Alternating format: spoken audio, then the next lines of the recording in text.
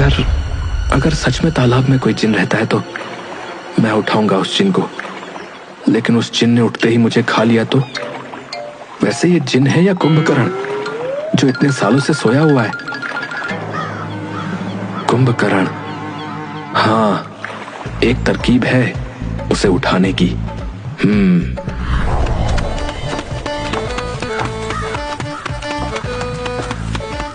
राजू दौड़ा हुआ गांव की जलेबी की दुकान पर पहुंच जाता है।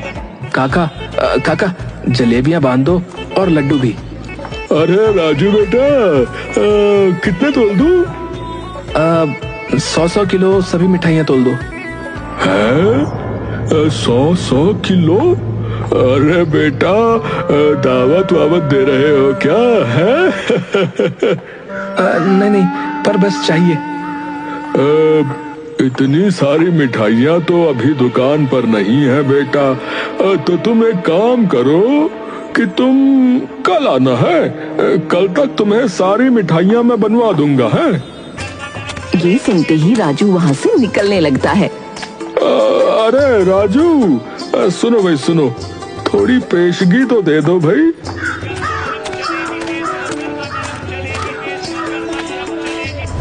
राजू पैसे निकालकर दुकानदार को दे देता है और घर पर चला जाता है।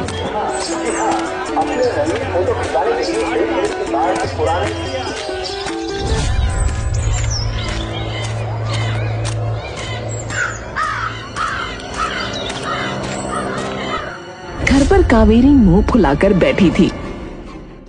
राजू को देखकर कावेरी एक छड़ी लेकर राजू को मारने लगती है। बोल, कहाँ है मेरे सोने के कंगन? तूने चुराए हैं ना? और उसकी पिटाई करने लगती है। नहीं नहीं ताई जी, मैंने चोरी नहीं की। अरे क्यों मार रही हो इस बेचारे को? अरे क्या बिगाड़ा है उसने तुम्हारा? आप तो चुप ही रहिए, जब देखो तब इसकी तरफदारी करते रहते हो।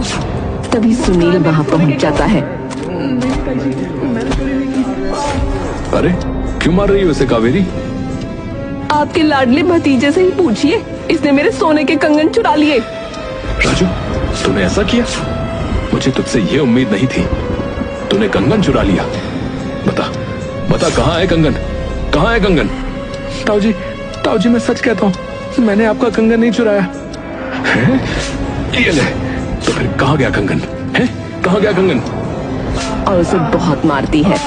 निकल जा मेरे घर से और दोबारा इस घर में कदम मत रखना।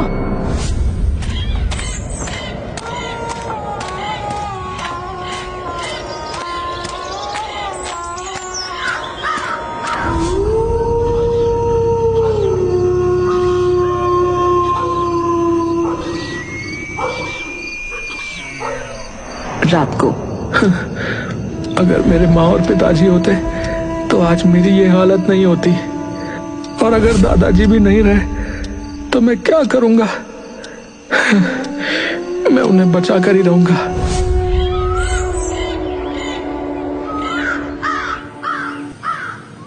अगले दिन सुबह जल्दी उठकर राजू हलवाई के यहाँ चला जाता है।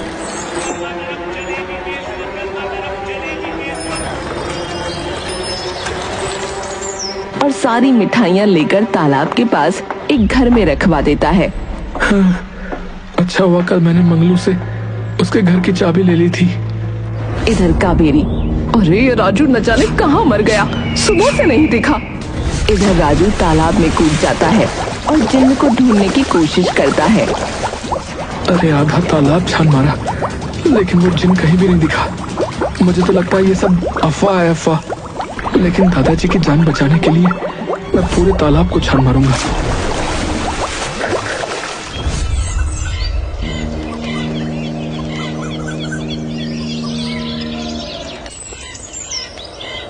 लगता है यहाँ कोई जिन नहीं है। चलो चलता हूँ।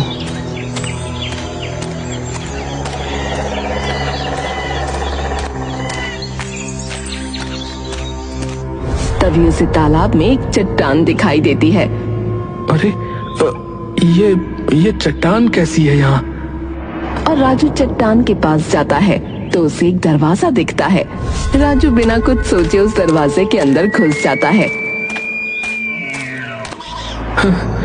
हो सकता है जिन यहीं कहीं हो। लेकिन पूरी गुफा छान मारने के बाद भी राजू को जिन्न कहीं नहीं मिला।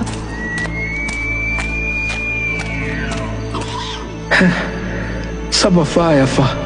कोई जिन नहीं है। पूरा दिन हो गया, मैंने पूरा तालाब छान मार लिया, लेकिन उस जिन का तो कहीं पता ही नहीं है।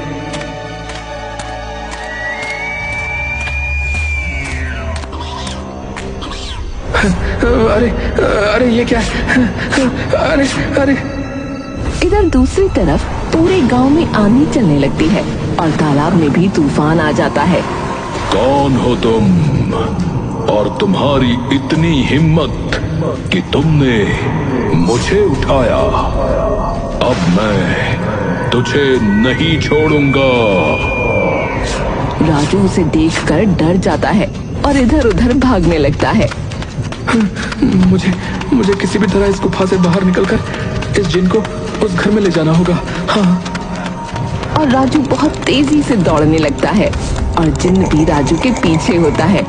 दौड़ते दौड़ते राजू उस घर में पहुंच जाता है और जिन भी राजू के पीछे पीछे वहां पहुंच जाता है। राजू एक दीवार के पीछे छुप जाता है। जिन वहां पहुंचकर देखता है कि आसपास बहुत सारी मिठाइयां रखी हुई हैं। जिन मिठाइयां देखकर बहुत खुश हो जाता है।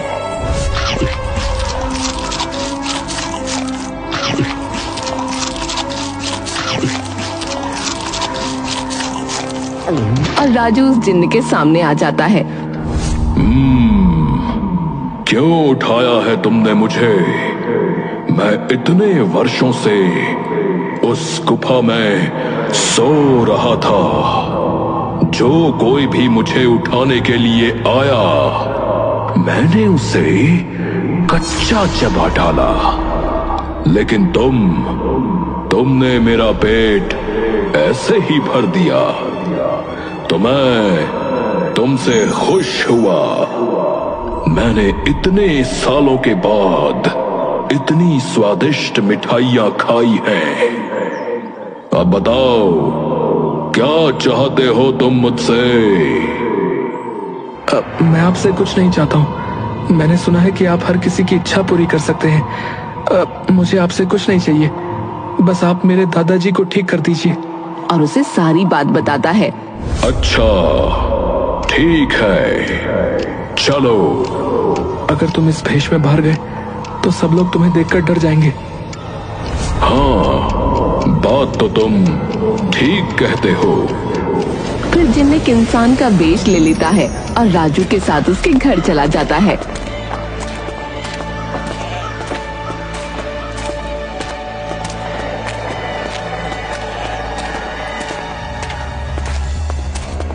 कावेरी राजू को आते ही ऐसे घूरती है जैसे सांड लाल कपड़े को देखता है।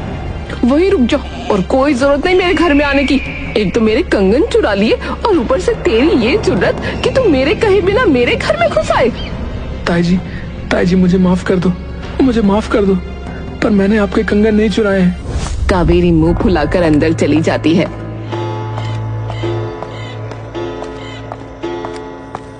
और राजू जिन्न को लेकर अंदर आ जाता है।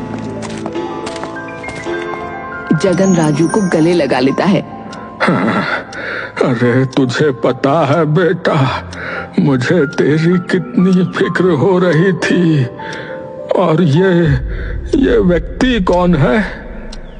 जी, मेरा नाम जीवन है, मैं इसका दोस्त हूँ। तभी जगन को जोर जोर से खांसी आने लगती है।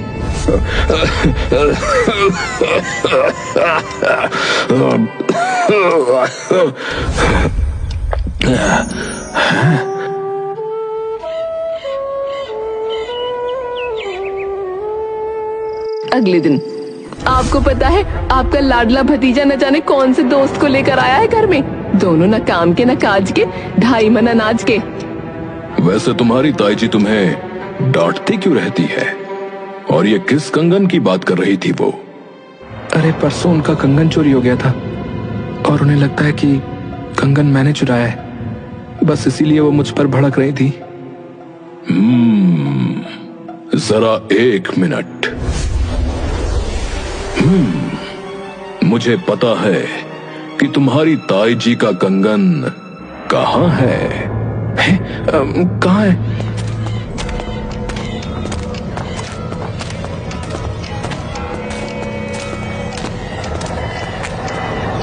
वहां पर। और मेरी तरफ से ये कंगन। अबे ओए, ये कंगन तो बहुत महंगा लगता है यार।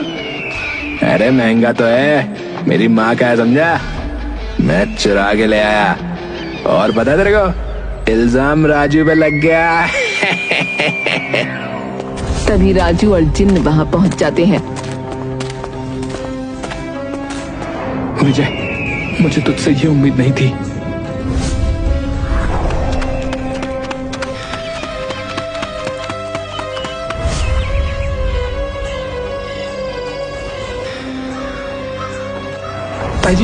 ताई जी ये देखिए, विजय ने आपका कंगन चुराया था। अरे नहीं, ये झूठ बोल रहा है माँ, झूठ बोल रहा है ये। मेरा बेटा ऐसा कर ही नहीं सकता। जरूर तुमने ही कंगन चुराए होंगे और अब उस पर इल्जाम लगा रहे हो। नहीं ताई जी, मैं सच कह रहा हूँ, ये आपका कंगन जुए में लगा रहा था। अरे चुप करो, मेरा बेटा ऐसा कर ही नहीं सकता।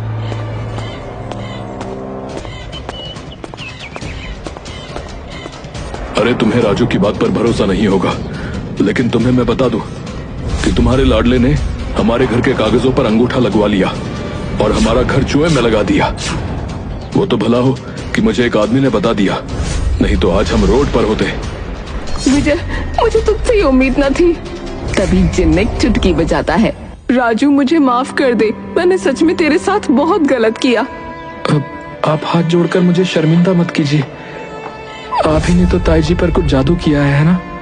तभी जिन्न मुस्कुरा देता है।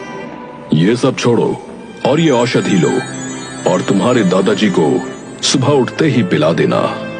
इससे उनकी तबीयत ठीक हो जाएगी और उनकी बीमारी जड़ से खत्म हो जाएगी।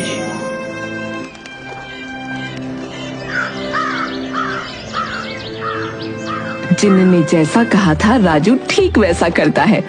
अब दादाजी लीजिए, ये औषधि पी लीजिए। ला बेटा।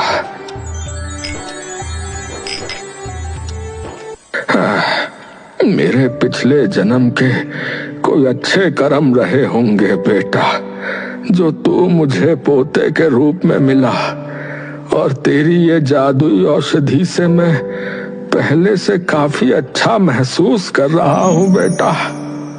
दादाजी, आप बस अब जल्दी से चलने लगो, फिर हम दोनों पास के तालाब में मछली पकड़ने चलेंगे।